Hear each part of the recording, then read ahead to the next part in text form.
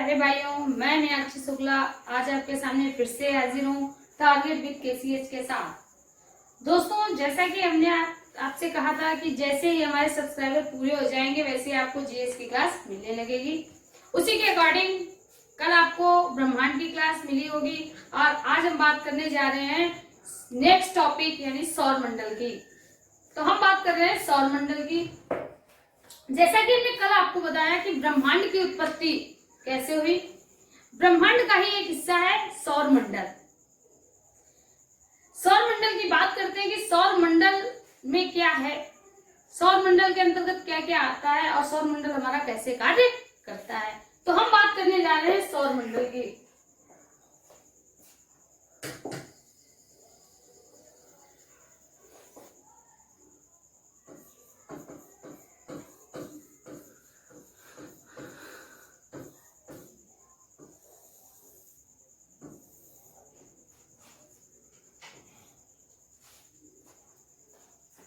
बात करें सौर मंडल।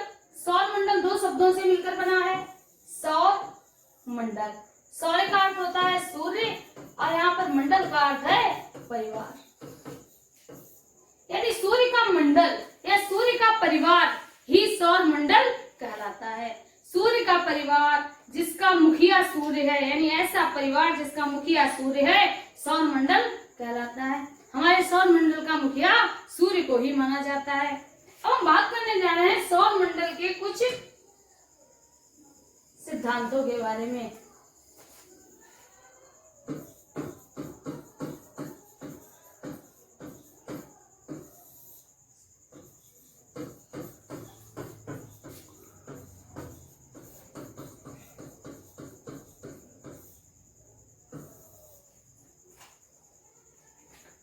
सबसे पहले हम बात करेंगे टालमी की। एक खगोलज्ञ हुए टालमी। टालमी जी ने कहा, टालमी ने बताया जियोसेंट्रिक अवधारणा, यानी टालमी महोदय ने जियोसेंट्रिक अवधारणा दी। कौन सी अवधारणा दी? जियोसेंट्रिक अवधारणा। यहाँ आपको कुछ भी रटना नहीं है, सिर्फ आपको शब्दों से समझाएंगे और शब्दों से ही आपको समझ में भी आ जाएगा। कैसे? सबसे पहले हम देखें जियो सेंट्रिक। जियो क्या है? हाँ, जियो फोन वाला नहीं है। जियो, जियो का अर्थ है पृथ्वी। जियो का अर्थ है क्या है? पृथ्वी। तो यहाँ जियो का अर्थ हमने समझ लिया। जियो का अर्थ है पृथ्वी और सेंट्रिक का अर्थ है मध्य में। यानी इस अवधारणा के अंतर्गत कहा गया कि पृथ्वी मध्य में है। पृथ्वी मध्य में है। किसके मध्य में? सौर मंडल के मध्य में। सबसे पहले टालमी महोदय ने बताया।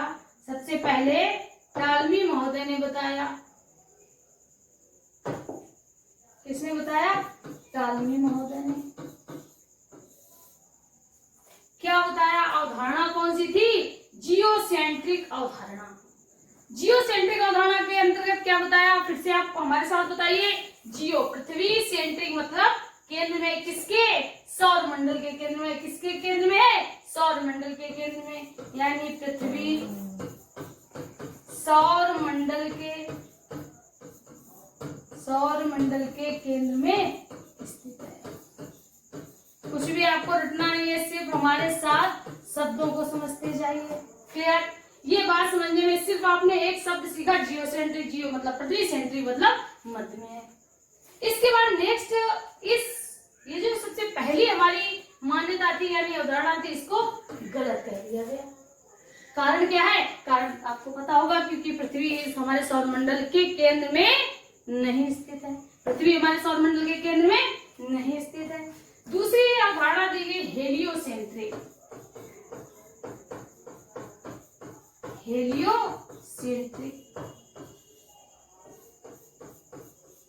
हेलियोसेंट्रिक अवधारणा।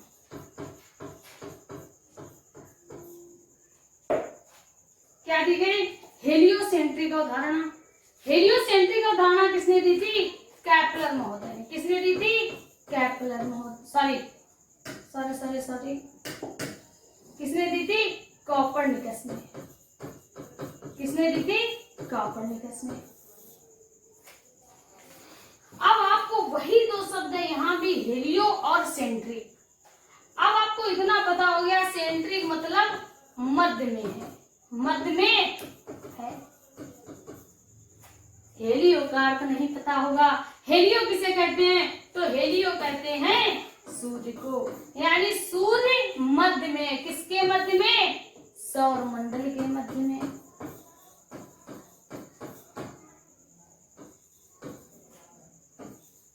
के मध्य में है।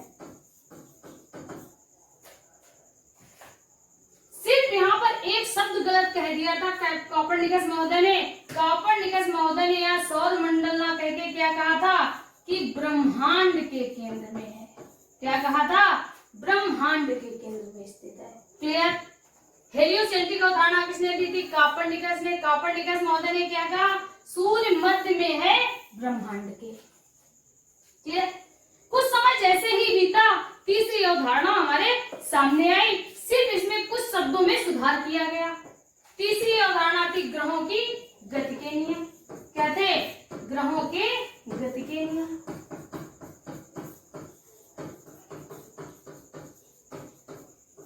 किसने दिए थे ग्रहों के गति के नियम? केपलर ने। किसने दिए थे? केपलर महोदय ने। केपलर महोदय ने बताया। इसी परिभाषा को, इस सत्य को ठीक किया। ब्रह्मांड की जगह सिर्फ सौर मंडल किया। क्या कहा? सूर्य सौर मंडल के केंद्र में है। सूर्य सौर मंडल के केंद्र में है। केंद्र में है तथा सभी ग्रह इसकी परिक्रमा करते हैं।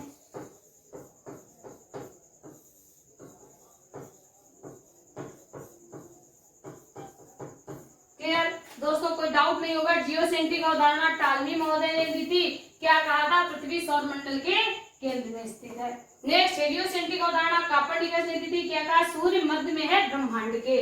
इसी को सुधारा किसने था? केपलर महोदय ने। क्या कहा? सूर्य सौर मंडल के केंद्र में है, ब्रह्मांड के केंद्र में नहीं है। सभी ग्रह इसकी परिक्रमा करते हैं। स्क्रीनशॉट कर लीजिए, आप स्क्रीनशॉट कर लीजिए।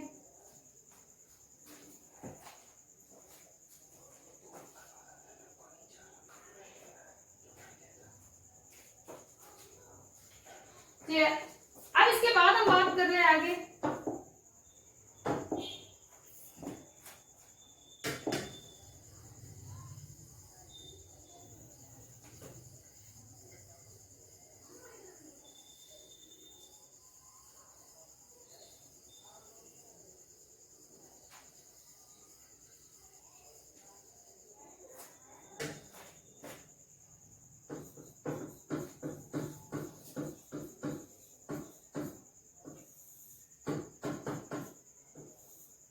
अब हम बात करेंगे सौर मंडल, यानी अभी बताया सौर मंडल मतलब सूर्य का परिवार, यानी सबसे प्रमुख कौन है? सूर्य है।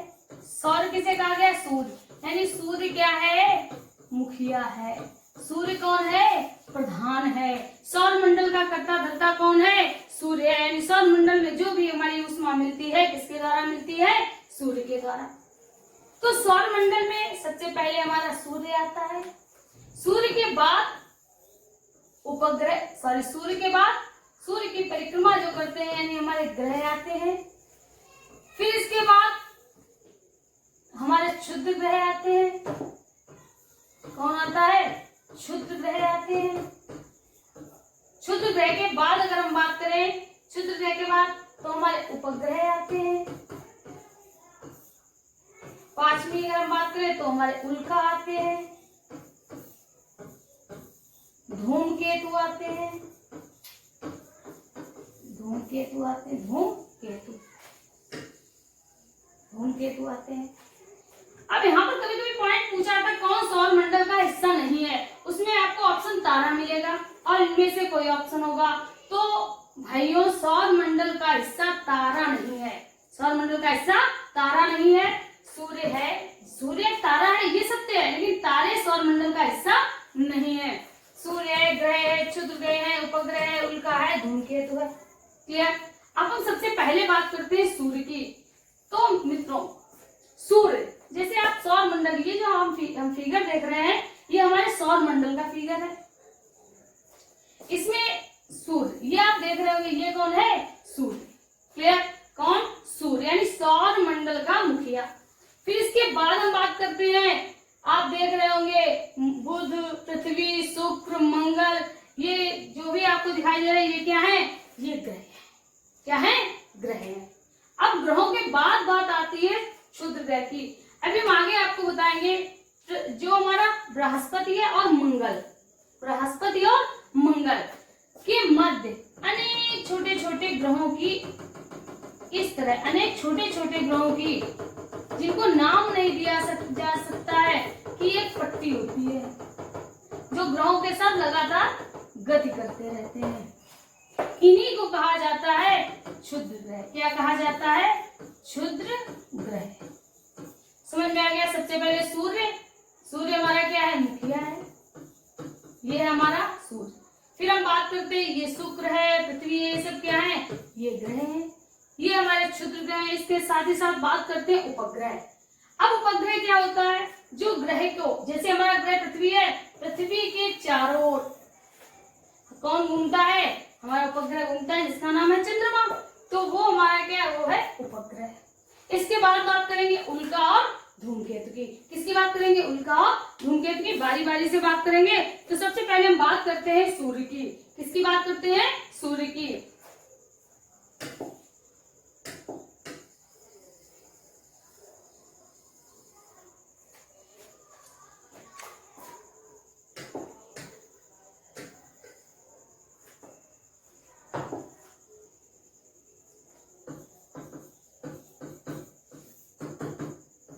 सूर्य,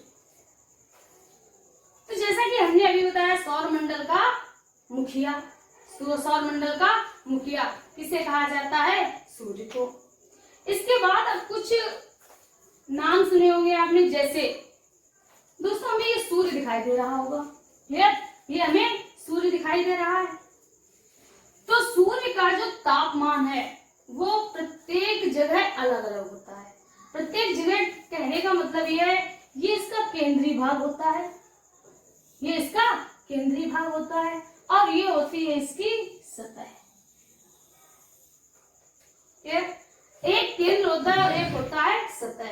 इसके साथ ही साथ इसी में कभी कभी क्या होता है, सूर्य के बीच में कहीं कहीं धब्बे जैसे पड़ गए हैं, कहीं कहीं धब्बे जैसे पड़ गए हैं। कारण क्या है? अभी आगे हम आपको सब कुछ बताएंगे।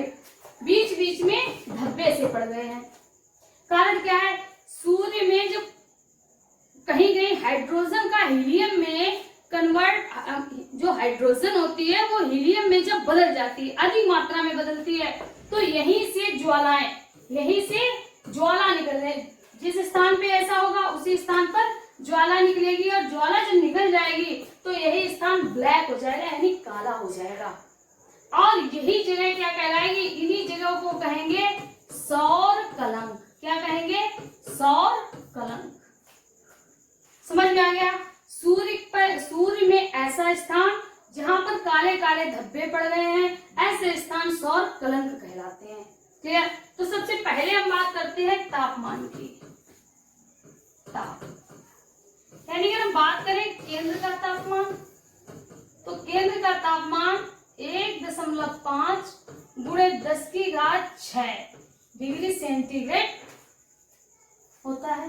यानी सूर्य के केंद्र का तापमान 1.5 × 10⁶ डिग्री सेंटीग्रेड होता है। अगर हम बात करें सतह की तो 6000 डिग्री सेंटीग्रेड होता है।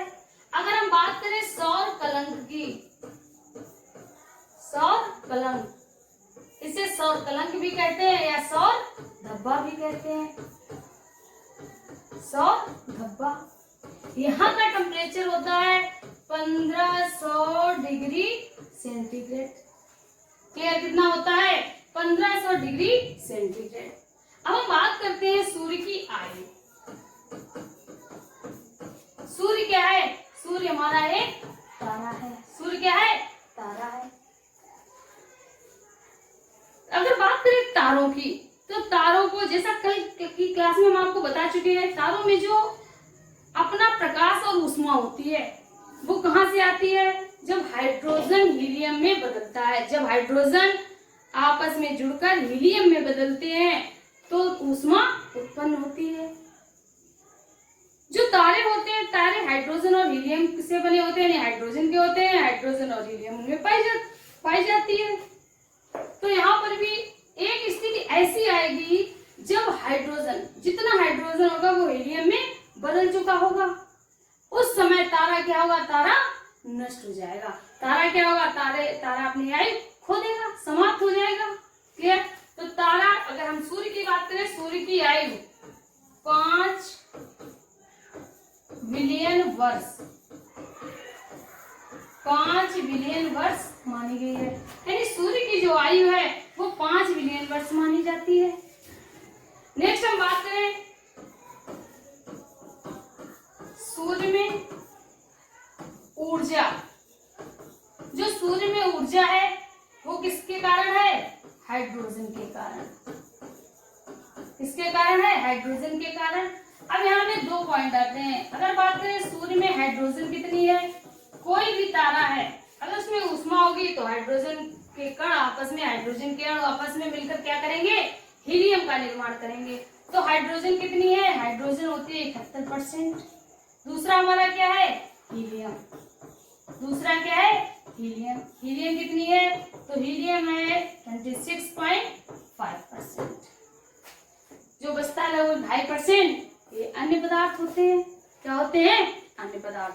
तो इतना आपको समझ में आ गया? स्क्रीनशॉट कर लीजिए, फिर स्क्रीनशॉट कर लीजिए।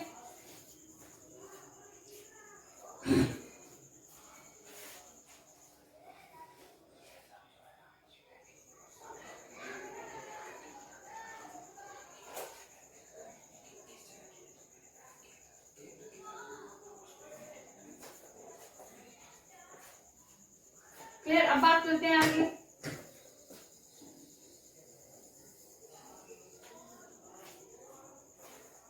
अब इसके बाद हम बात करते हैं मुख्य रूप से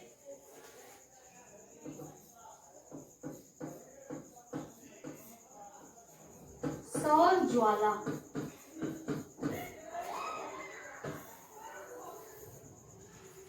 जैसे सूर्य का कुछ भाग ऐसा होता है जो हमें अपनी आंखों से दिखाई देता है।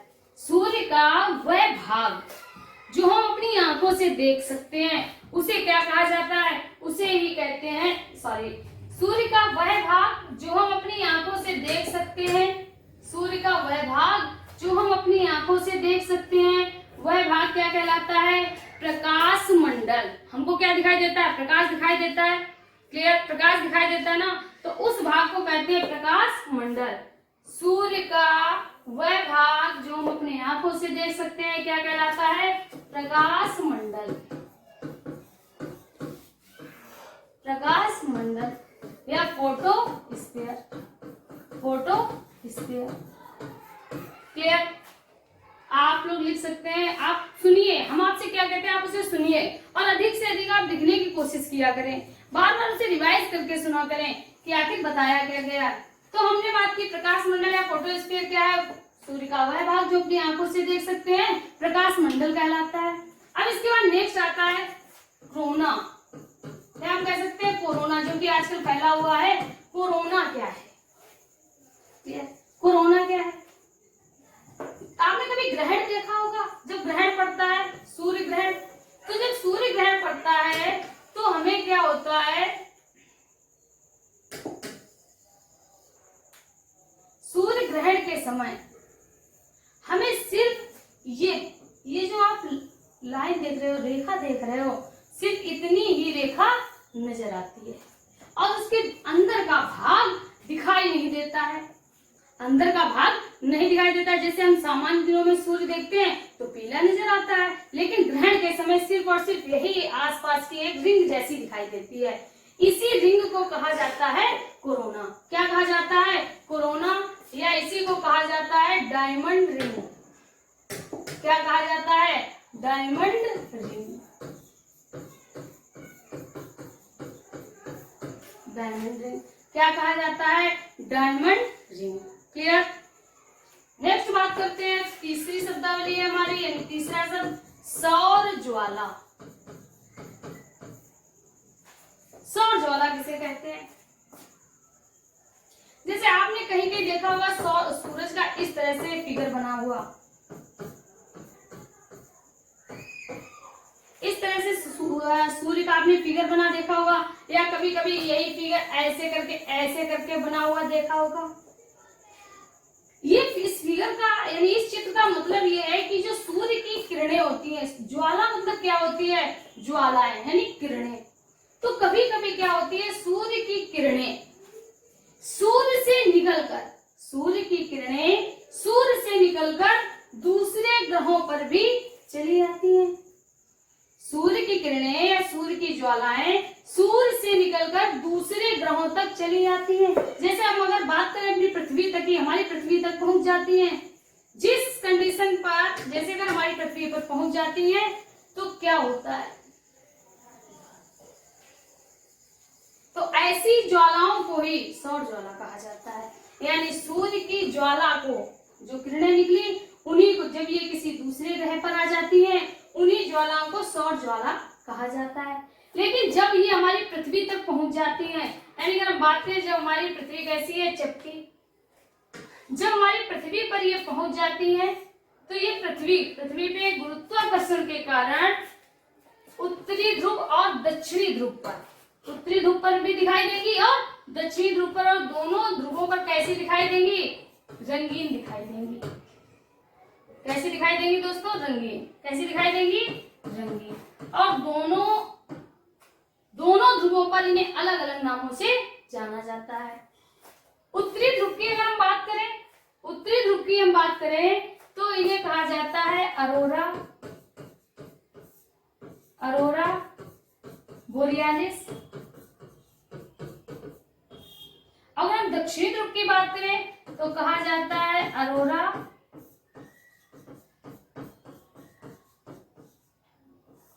ऑस्ट्रियोसिस।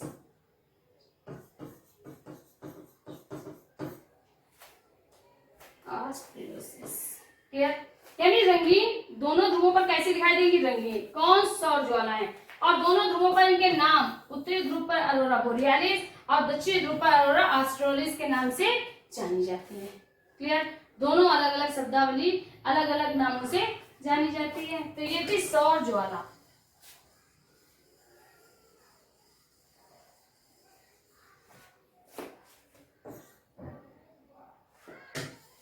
अब हम बात करते हैं ब्रह्मांड वर्ष क्या है।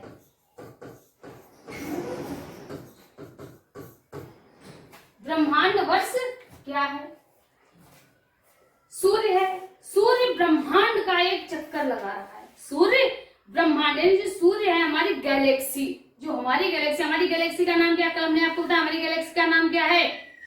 हमारी गैलेक्सी का नाम बिल्कुल सही, हमारी गैलेक्सी का नाम है आकाश गंगा, मिल्की वे या दुग्ध मेखला। तो जो सूर्य है, सूर्य हमारी आकाश गंगा का एक चक्कर लगाता है और ये चक्कर 25 करोड़ वर्ष, सॉरी 25 अरब वर्ष, 25 अरब वर्ष में ये एक चक्कर पूरा लगा लेता है। इसी को कहा जाता है ब्रह्मांड वर्ष। यानी सूर्य 25 अरब वर्ष में पूरा हमारी गैलेक्सी का एक चक्कर लगा लेता है। इसे ही ब्रह्मांड वर्ष के नाम से जाना जाता है। इसे ही ब्रह्मांड वर्ष के नाम से जाना जाता है। दोस्तों इतनी बात नोट कर लीजिए, फिर हम आपको आगे बताते हैं।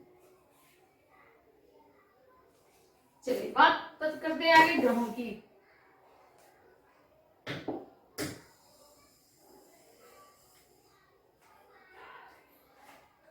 तो जैसे कि हमने भी देखा सूर्य क्या है? सूर्य हमारे सौर मंडल का मुखिया है। सूर्य के सबसे नजदीक ग्रह, यानी अगर हम बात करें सौर मंडल के ग्रहों की, सौर मंडल के ग्रह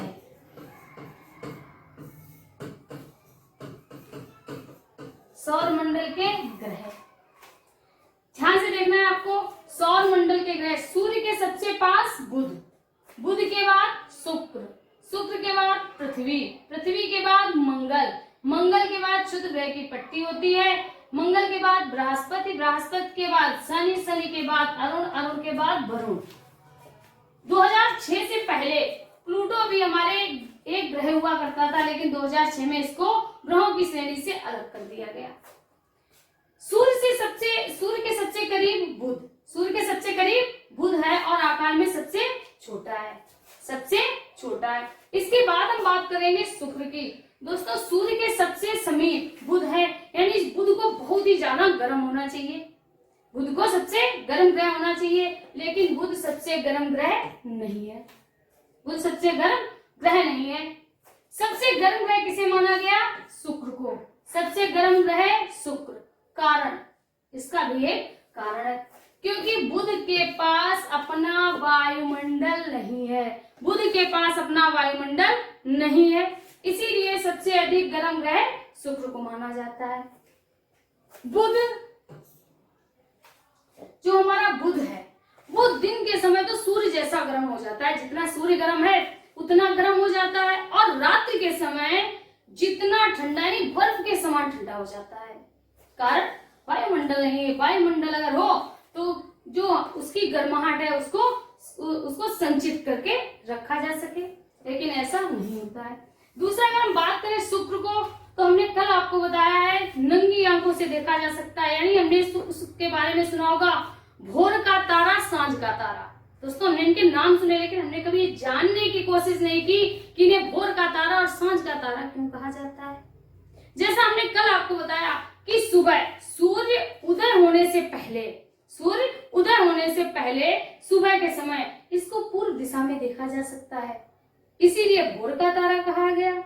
सांझ का तारा जब शाम हो जाती है, जब सूर्य जिस दिशा में अस्त होता है उसी दिशा में ये देखा जा सकता है, इसीलिए इसे भोर का तारा, सांझ का तारा। इसके साथ ही साथ इसे कहा गया पृथ्वी की बहन। कारण पृथ्वी के समान, देखो इसकी और इसका आयतन लगभग बराबर है, द्रव्यमान बराबर है, द्रव्यमान बराबर है, घनत्व बराबर है, इसीलिए इसे क्या कहा गया? Sister planet. क्या कहा गया? सिस्टर प्लैनेट, जुड़वा बहने। क्लियर? शुक्र को कहा गया सुंदरता की देवी, कारण सबसे अधिक चमकने वाला ग्रह शुक्र है, इसीलिए इसे कहा गया, क्या कहा गया? सुंदरता की देवी। क्या कहा गया? सुंदरता की देवी। क्लियर? नेक्स्ट, अब हम बात करते हैं पृथ्वी की। पृथ्वी सबसे पहले बुध, शुक्र, पृथ्वी, यानी सूर्य से दूरी में तृतीय स्थान पर, सूर्य से दूरी में तृतीय स्थान पर, तीसरे स्थान पर। आकार कैसा, इसका रंग कैसा है? नीला। रंग कैसा है? नीला। कारण जल की अधिकता होने के कारण जल की अधिकता होने के कारण इसे नीला ग्रह कहा गया। जल की अधिकता होने के कारण इसे नीला ग्रह कहा गया। क्लियर? पृथ्वी अपने अक्ष पर 23.5 डिग्री झुकी है, इस कारण ऋतु परिवर्तन होते हैं, ऋतुएं बदलती रहती हैं। नेक्स्ट, अगर हम बात करें मंगल की, इसके साथ साथ पृथ्वी का एक उपग्रह जिसका नाम चंद्रमा। शुक्र और बुध का अपना कोई उपग्रह नहीं है, ना बुध का उपग्रह है ना शुक्र का उपग्रह, कारण शुक्र बहुत ज्यादा गर्म है और बुध आकार में बहुत छोटा है। क्लियर? दोनों चीजें समझ में आ गई होंगी। हम बात करते हैं मंगल की। मंगल का रंग कैसा है? ना आपने मंगल को देखा होगा, हनुमान जी को, यानी मंगलवार को, या हनुमान जी का कलर कैसा है? लाल। तो मंगल ग्रह का रंग लाल। कारण आयरन ऑक्साइड के कारण क्या है? आयरन ऑक्साइड के कारण इसका रंग लाल है। मंगल ग्रह के दो उपग्रह कौन कौन से? एक तो हमारा फीबोस और दूसरा डीमोस। सबसे छोटा उपग्रह लोग कहते हैं डिमोशन हो गया मतलब नीचे गिर गया। डिमोशन मतलब नीचे गिर गया, बेचारा छोटा हो गया। तो डिमोस मतलब क्या है? सबसे छोटा उपग्रह डिमोस किसका है? मंगल का। मंगल के उपग्रह 2। मंगल के उपग्रह 2।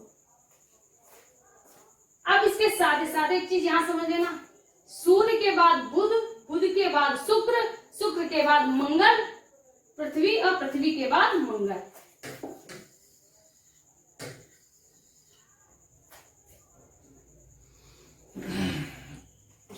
इसके बाद हम बात करते हैं, ये जो 4 ग्रह हैं, 4 ग्रह यहां पर बुध, शुक्र, पृथ्वी, मंगल, इन चारों ग्रहों को और इधर इन चारों ग्रहों को, इन्हीं ग्रहों के बीच में तो पट्टी है, इन चारों ग्रहों को कहा जाता है ठोस ग्रह। ध्यान से देखना, क्या कहा जाता है? ठोस ग्रह। जबकि शेष चारों ग्रहों को क्या कहा जाता है? गैसीय ग्रह, क्योंकि गैस की दिखता है तो क्या कहा जाता है? गैसीय ग्रह। ये चारों ग्रह सूर्य के पास में है, इसीलिए ये कहा जाता है आंतरिक ग्रह। क्या कहा जाता है? आंतरिक ग्रह। ये चारों ग्रह, इनके बीच में क्षुद्र पट्टी पाई जाती है, बाहर की तरफ हो जाते हैं, इसीलिए क्या कहा जाते हैं? क्या कहे जाते हैं? बाह्य ग्रह। क्योंकि क्वेश्चन कैसे भी पूछ दिया जा सकता है कि निम्न में से कौन सा बाह्य ग्रह का सदस्य है, तो कैसे भी क्वेश्चन पूछा जाए, हमारा क्वेश्चन छूटना नहीं चाहिए, हमारा क्वेश्चन छूटना नहीं चाहिए। इसके बाद हम बात करते हैं, इन सभी ग्रहों में आकार में सबसे बड़ी है पृथ्वी। सबसे बड़ी है पृथ्वी, इसीलिए ये कहा जाता है पार्थिव ग्रह या पृथ्वी ग्रह, कुछ भी हो सकता है। यहाँ पर आपको लिखा मिल सकता है पृथ्वी ग्रह। पृथ्वी ग्रह के कौन कौन से ग्रह सदस्य हैं? बुध है, शुक्र है, पृथ्वी है, मंगल है। फिर इसके बाद बात करते हैं गैसीय ग्रह की, यानी बात करते हैं गैसीय ग्रह की। गैसीय ग्रह में ये 4, यानी हमारा बृहस्पति, शनि, अरुण और वरुण। सबसे बड़ा बृहस्पति, इसीलिए कहा जाता है बृहस्पति ग्रह। बृहस्पति ग्रह समझ में आ गया होगा, इतना समझ में आ गया होगा। सबसे बड़ा ग्रह बृहस्पति, सबसे बड़ा ग्रह बृहस्पति, सबसे छोटा ग्रह बुध। सबसे बड़ा ग्रह बृहस्पति, सबसे छोटा ग्रह बुध। क्लियर दोस्तों? क्लियर हो गया होगा।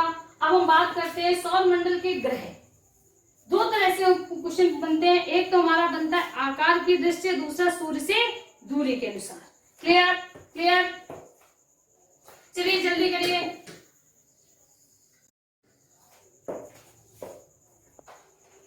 बात करते हैं सौर मंडल के ग्रह, यानी आकार, जो ग्रह होते हैं उनको बांटा गया आकार के अनुसार अलग तरीके से और सूर्य से दूरी के अनुसार अलग तरीके से। सबसे पहले बात करते हैं सूर्य से दूरी के अनुसार। सूर्य से दूरी के अनुसार, सूर्य से दूरी के अनुसार अगर क्रम से लगाया जाए तो सबसे पहले कौन सा ग्रह है? सबसे पहले हमारा आता है बुध। बुध के बाद दूसरे नंबर पे क्या है मित्रों? दूसरे नंबर पे शुक्र, तीसरे पर पृथ्वी, चौथे पर मंगल। क्लियर? अब इसके बाद क्षुद्र ग्रह की पट्टी आ जाती है। इसके बाद 5वें नंबर पर बृहस्पति, 6वें नंबर पर, 6 नंबर पर शनि, बिल्कुल सही। 7वें नंबर पर, अरे भाई देख के भी बता सकते हैं, 7वें नंबर पर अरुण, 8वें पॉइंट पर वरुण। तो ये तो सूर्य से दूरी के अनुसार, क्रम से, सूर्य से दूरी के क्रमानुसार। यहाँ पर थोड़ा सही कर लीजिए, सूर्य से दूरी के क्रमानुसार।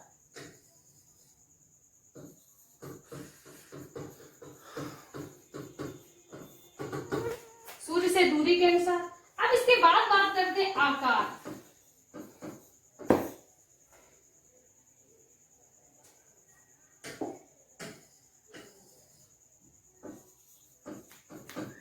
घटते आकार के क्रम में, घटते आकार का मतलब सबसे बड़ा, फिर उससे छोटा, फिर उससे छोटा, फिर सबसे छोटा। तो अगर हम बात करें घटते आकार के क्रम में तो सबसे बड़ा ग्रह हमारा कौन सा है? हम आपको एक जुगाड़ बता देंगे, याद नहीं करना पड़ेगा। हम आपको जुगाड़ बता देंगे जिससे आपको याद नहीं करना पड़ेगा। मित्रों, कोई जुगाड़ नहीं है, कोई जुगाड़ नहीं है। जैसे हमने सबसे पहले आपको कौन सा क्रम बताया था, बस वही क्रम याद रखिए जो बाद वाला है, जो बाद वाला है। यानी अगर हम बात करें सबसे बाद में 5, 6, 7, 8 इनको ऐसे ही लिख लीजिए। सबसे बड़ा है हमारा बृहस्पति, अभी बताया था सबसे बड़ा बृहस्पति। इसके बाद अगर हम बात करें सेकेंड नंबर की तो शनि है। थर्ड नंबर की अगर हम बात करें तो अरुण है। अगर हम 4 नंबर की बात करें तो वरुण है। आकार के क्रम, देखो यही वाला क्रम लगा है नीचे, तो हमें एक बार अगर याद करेंगे दोबारा में याद नहीं करना पड़ेगा। अगर हम 5वें की बात करें तो 5वें नंबर पर हम आकार देख सकते हैं। सबसे बड़ा बृहस्पति है, इसके बाद शनि है, इसके बाद अरुण है, इसके बाद वरुण है। वरुण के बाद अगर है तो हमारी पृथ्वी, यानी पृथ्वी 5वें नंबर पर है। पृथ्वी के बाद कौन है? पृथ्वी के बाद शुक्र है। पृथ्वी के बाद शुक्र है, क्योंकि अभी हमने बताया था पृथ्वी और शुक्र कैसे हैं? आपस में समान द्रव्यमान के हैं। 7वें अगर हम बात करें तो हमारा मंगल है। और अगर बात करें 8वें पॉइंट की, तो सबसे छोटा हमारा कौन सा? बुध होता है। क्लियर? तो आज हमने बात की सौर मंडल के कुछ सिद्धांतों के बारे में, हमारे सूर्य के बारे में और ग्रहों के घटते और बढ़ते क्रम के बारे में। कभी उल्टा भी पूछ दिया जाता है कि सबसे छोटे अगर बढ़ते क्रम में पूछा जाए तो तीसरे नंबर पे कौन सा ग्रह है, तो हमारा शुक्र आ जाएगा। अगर आपने एक बार याद कर लिया तो वो हमेशा आपको काम देगा, चाहे उल्टे पूछे, चाहे सीधे पूछे, चाहे कितना भी घुमा के प्रश्न पूछा जाए। तो इसी टॉपिक में बढ़ते हुए क्रम में अगर हम बात करेंगे, आगे आने वाली क्लास में ग्रहों के बारे में विस्तार से बात करेंगे। इसके साथ ही साथ उपग्रह और ग्रहण के बारे में बात करेंगे। तो आगे आने वाली क्लास आपकी बहुत ही ज्यादा महत्वपूर्ण होने वाली है। तो आगे बात करेंगे ग्रहों के बारे में। Wish you all the best.